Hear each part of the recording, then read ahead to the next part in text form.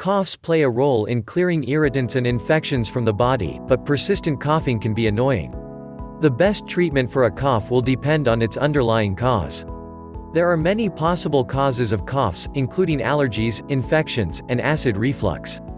Some natural remedies may help to relieve a cough.